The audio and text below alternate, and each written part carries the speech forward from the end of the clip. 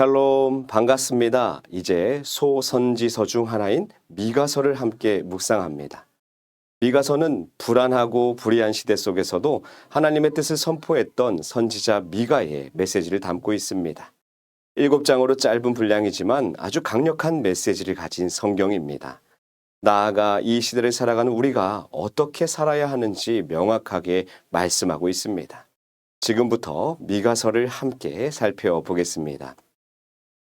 미가서는 구약 성경 중에 예언서, 그 중에서도 소예언서에 해당됩니다. 예언서의 특징은요, 하나님께서 경고와 심판과 권면, 소망의 말씀을 선지자들을 통해서 전하고 있다는 것이지요. 이사야, 예레미야, 에스겔과 같은 책을 대예언서, 호세아, 요엘, 아모스, 오바다, 요나, 미가, 나훔, 하박국, 스바냐, 학개, 스가랴, 말라기, 호세아부터 말라기까지 소예언서라고 합니다. 그 기준은 어디까지나 분량 때문이지요. 대예언서에 비해 비교적 짧게 기록되었기 때문에 소예언서라고 불리는 것입니다. 미가서는 소예언서에 해당됩니다. 먼저 미가라는 인물에 대해서 한번 알아보고자 합니다. 미가라는 이름은 히브리어로 미가야, 즉 여호와 같은 이가 누구인가 라는 의미를 가지고 있습니다. 누구도 하나님과 비교할 수 없다는 하나님의 전능하심을 이름에서 표현하고 있는 것이지요. 미가는 모레셋 사람으로 소개됩니다. 다른 어떤 설명보다 모레셋이라는 고향이 부각되고 있습니다. 이곳은 예루살렘 남서쪽 약 40km 떨어진 시골 마을이었습니다. 미가는 도시권 출신의 권력자 예언자가 아닌 시골 출신의 서민 예언자였습니다. 무엇을 알 수 있을까요? 하나님이 미가와 함께 하시는데 시골 출신이면 어떻고 누구의 자녀이면 어떻겠습니까? 미가의 인생에 있어서 하나님보다 더 중요한 것은 없다라는 사실을 보여주고 있습니다. 미가는 남유다 출신이지만 남유다와 북이스라엘 모두를 대상으로 활동했던 선지자입니다. 동시대에 함께 활동했던 선지자는 이사야와 호세아가 있습니다. 이사야는 남유다에서, 호세아는 북이스라엘에서 활동을 했지요. 미가 선지자는 권력자들, 제사장, 예언자들의 부패를 정면으로 지적하며 특별히 백성의 삶과 사회의 정의 회복을 촉구했습니다. 이사야가 왕궁을 다니면서 상류층을 상대로 예언했다면 미가는 일반 대중, 핍박당하는 약자들에게 사회 정의를 선포하는 위로의 선지자였습니다. 그는 외쳤습니다. 나라가 망한 이유는 힘없는 자들의 죄 때문이 아니라 사마리아와 예루살렘 곧 지도층과 권력자들의 죄 때문이라고. 이처럼 가난한 자를 압제하는 사회 구조적 죄를 정확히 인식하고 있었습니다. 사회 정의의 눈으로 고발하며 서민의 대변자 역할을 자처했습니다. 미가의 성품과 인격에 대해서 한번 살펴보고자 합니다. 비록 성경에서 미가의 생애에 대한 기록은 많지 않지만 그의 말씀과 사역의 태도 속에서 인품을 알 수 있습니다. 영적으로 충만하고 순결한 선지자였습니다. 타락한 시대, 부패한 지도자들 사이에서도 돈이나 권력에 타협하지 아니하고 담대하게 진리를 외쳤습니다. 그는 당시의 종교 지도자들과 정면으로 대립하며 그들이 돈으로 예언하고 거짓으로 백성을 미혹하는 죄악을 고발합니다. 미가서 3장 8절에서 그 확신이 드러나지요. 오직 나는 여호와의 영으로 말미암아 능력과 정의와 용기로 충만하여 야곱의 허물과 이스라엘의 죄를 그들에게 보이리라. 또한 6장 8절의 메시지를 살펴보면 얼마나 이 미가가 하나님의 뜻대로 살고자 했는지 그의 올곧은 성품을 알 수 있습니다. 그렇게 공의와 인자와 거룩한 삶을 살고자 노력했던 선지자였습니다. 이제 미가서를 더 깊이 살펴보려고 합니다. 성경을 깊이 묵상하려면 무엇이 필요할까요? 여러 가지 배경 지식을 아는 것이 중요합니다. 그만큼 아는 만큼 보인다고 했는데 성경의 배경 지식이 풍부하면 더 풍성한 은혜를 누릴 수 있는 것이지요. 먼저 외교적 상황입니다. 미가가 활동한 시대는 요담, 아하스, 히스기야 왕이 통치하던 시기입니다. 무엇을 의미할까요? 이 시기에는 신흥강국 아수르 제국이 세력을 확장하고 팔레스타인 지역을 위협했습니다. 특히 디글랏 빌레셋 3세, 살마네셀 5세, 사네립 등 강력한 아수르 왕들의 침공으로 북이스라엘이 풍지박살이 납니다. 결국 주전 722년에 이스라엘이 멸망합니다. 이 숫자 또 기억나시지요? 북이스라엘의 멸망은 722년, 남유다의 멸망은 586년. 그러니까 북이스라엘의 멸망하는 때이고 남유다는 아직 시간이 남아있는 상황입니다. 이때 북이스라엘이 망하고 어떤 일이 일어납니까? 남유다 히스기야 왕이 아수르에 대항하려고 애국과 동맹을 맺었지만 실패하게 됩니다. 701년에 사네립의 침공으로 46개의 성읍이 함락됩니다. 하지만 하나님의 도우심으로 예루살렘은 기적적으로 살아남았습니다.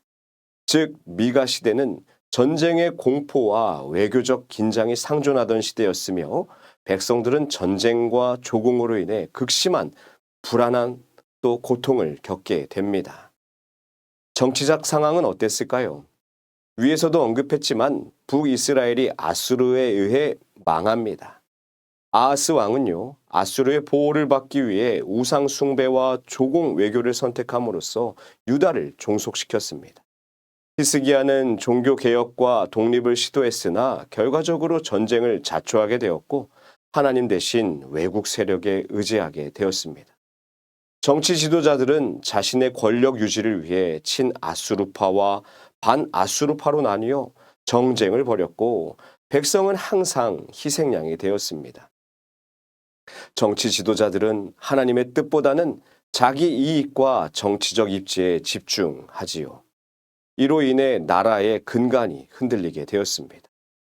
경제적인 상황도 마찬가지였습니다. 전쟁과 조공, 침공으로 인해서 나라가 어떻게 되었을까요? 국가 경제는 피폐해졌고 민생은 무너졌습니다. 그럼에도 불구하고 소수의 지도층과 지주들은요, 백성의 재산을 불법적으로 빼앗고 뇌물과 거짓된 저울을 사용해 자신들의 부를 축적했습니다. 미가는 이때에 침상에서 죄악을 꾀하는 자들을 비판하며 탐욕으로 가득한 사회 구조의 부패를 고발합니다. 경제적 불평들과 착취가 심화된 시대였으며 정의는 무너지고 탐욕이 지배하는 구조였습니다. 사회적 상황입니다. 외교적, 정치적, 경제적으로 불안하고 불의한 백성들이 그 사회를 의롭게 더불어 산다는 것은 불가능했습니다. 안타깝게도 사회적 불의와 무질서를 바로잡아야 하는 사회 각층의 지도자들이 오히려 죄악의 한가운데 있었습니다. 미가 3장에서 백성의 살을 먹는 정치 지도자들에 대한 강한 풍자가 등장합니다. 거짓 예언자, 뇌물로 움직이는 재판관, 폭력을 일삼는 지도층 등 사회 각층이 부패했습니다. 심지어 가족 내에서도 신뢰가 무너지고 사회적 신뢰 자체가 붕괴되었습니다. 사회는 정의와 공동선이 사라지고 개인의 이득만이 우선되는 극심한 도덕적 해이 상태였습니다. 종교적 상황입니다. 제일 심각한 문제였습니다. 백성들은 겉으로는 하나님을 섬긴다고 했지만 실제로는 우상 숭배와 제사, 형식주의에 빠져 있었습니다. 아하스는 자식을 불에 태워 몰렉에게 바치는 가증한 풍습을, 이방의 풍습을 도입했고 성전 매춘, 바알 숭배, 아세라 숭배가 성행했습니다. 제사장과 예언자들조차도 돈을 받고 예언하고 뇌물을 받고 율법을 가르치며 하나님의 이름을 그저 도구로 사용했습니다. 종교 지도자들의 위선과 탐욕이 하나님의 심판을 불러왔고 신앙은 껍데기만 남은 그러한 종교적 상태였습니다. 이처럼 하나님을 멀리해서는 소망이 없다. 심판뿐인 절망의 상태를 말씀하고 있습니다. 그렇다면 미가서의 본질은 무엇일까요? 우리에게 무엇을 말씀하고자 하시는 걸까요? 이처럼 하나님을 멀리해서는 소망이 없다. 심판뿐인 절망의 상태를 말씀하고 있습니다. 남유다, 북이스라엘 두 왕국 모두 하나님과 맺은 언약을 깨뜨렸습니다. 불의와 우상숭배로 가득 차 있었습니다. 이때 하나님은 선지자 미가를 보내신 것입니다. 그들에게 하나님의 뜻을 전하게 하셨습니다. 하나님께서 악하고 강한 나라 아수르 제국을 일으켜 북이스라엘을 먼저 멸망시키실 것이며 그 후에는 바벨론을 통해 남유다 역시 심판하실 것이라는 두려운 경고를 선포합니다. 이러한 예언은 하나님의 언약을 저버린 백성에 대한 심판 선언이었습니다. 그러나 더 중요한 것은요, 이러한 심판 가운데서도 하나님의 본심을 알 수 있습니다. 미가서 2장 12절 13절 말씀은 하나님의 회복을 이렇게 선포합니다. 하나님은 양떼를 모으시는 목자로 묘사하고 있는 것이죠. 이스라엘이 죄로 인해 흩어졌지만 하나님은 다시 그들을 푸른 초장으로 모으시고 그들의 왕이 되셔서 인도할 것이라고 약속하십니다.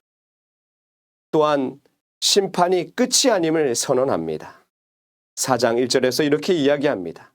끝날에 이르러는 여호와의 전의 산이 산들의 꼭대기에 굳게 서며 작은 산들 위에 뛰어나고 민족들이 그리로 몰려갈 것이라. 하나님은 성전을 다시 세우시고 예루살렘을 모든 민족이 올라오는 영적 중심지로 만드신다고 선포하고 있습니다. 그곳에서 하나님은 열방을 심판하시고 평화를 베푸시는 왕이라고 선포합니다. 이 비전은 단지 이스라엘만의 회복이 아니라 모든 민족이 하나님의 통치를 경험하게 되는 구속사의 중심 장면입니다. 미가는 이 회복의 중심에 한 인물을 지목하며 궁극적인 회복에 대해서도 선포합니다. 이 예언은 신약에서 예수 그리스도의 탄생과 연결되고 있습니다. 작고 보잘것없는 도시 베들레헴에서 다윗의 혈통으로 오신 메시아 예수가 회복된 백성을 다시 다스리시는 왕이 되실 것을 선포하고 있는 것입니다. 이처럼 예언이 확장되고 있습니다. 예언은 점진적이고 유기적입니다. 그 시대뿐만 아니라 예수 그리스도까지 연결되고 있는 것이지요. 미가서의 마지막 장면은 소망으로 가득 찬 찬양으로 마무리됩니다. 주와 같은 분은 없다는 것을 확신하며 우리의 죄악을 깊은 바다로 던지시는 하나님을 찬양하고 있는 것입니다. 이처럼 하나님의 사랑은 끝이 없음을 회복의 메시지를 선포하고 있습니다. 그렇다면 왜 하나님은 이토록 믿음 없고 반역하던 백성의 기도를 들으시고 회복시키시는 것일까요? 왜 용서하시는 것일까요? 하나님이 용서하시는 이유는 바로 하나님의 성품과 언약 때문입니다. 첫 번째로 하나님의 성품 때문입니다. 주와 같은 하나님이 어디 있으리까? 주께서는 죄악을 사하시며 그 기업에게 남은 자의 허물을 지나치시나이다. 하나님은 공의의 하나님이시지만 그분의 자비는 심판보다 더 깊고 더 강합니다.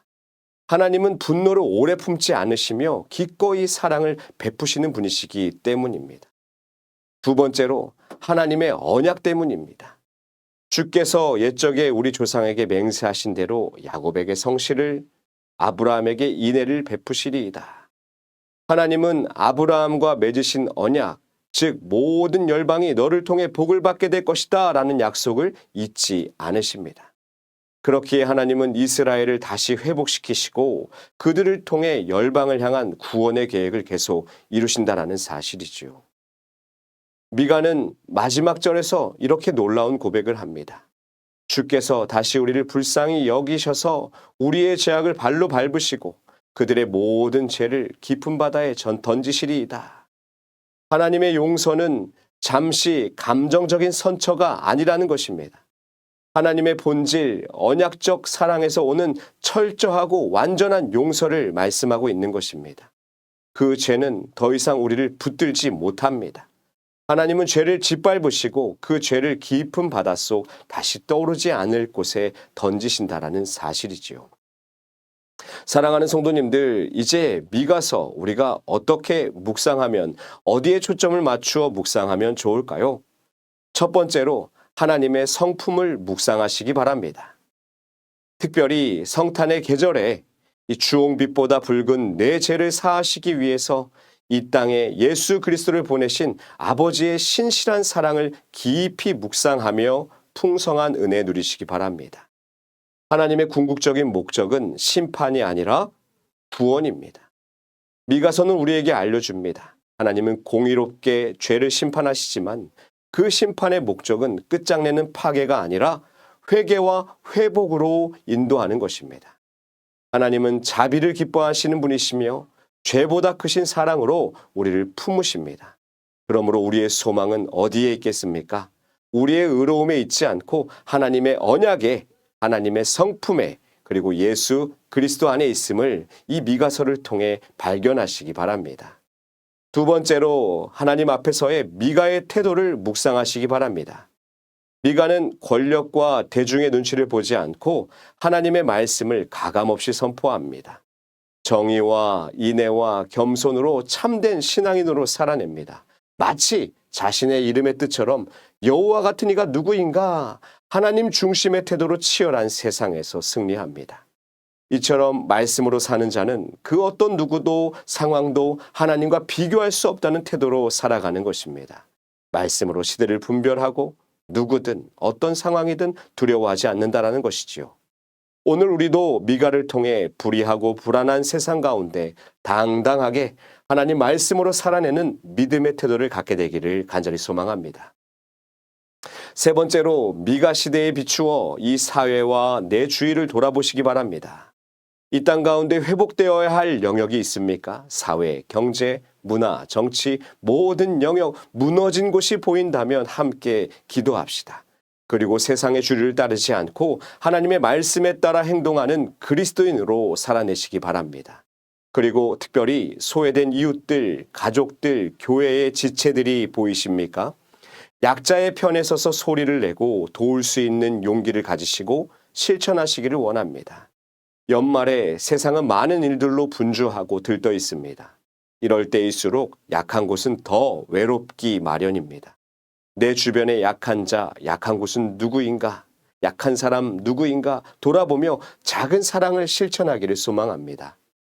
사랑하는 대광의 성도님들, 이제 2025년도도 얼마 남지 않았습니다. 올 한 해 말씀의 풍성한 은혜를 누리신 줄로 믿습니다. 계속해서 2026년도도 이 말씀 묵상을 운동을 통해서 하나님의 뜻을 발견하시고 더욱 성화되어져 가는 소망의 한 해 되시기를 간절히 소망합니다.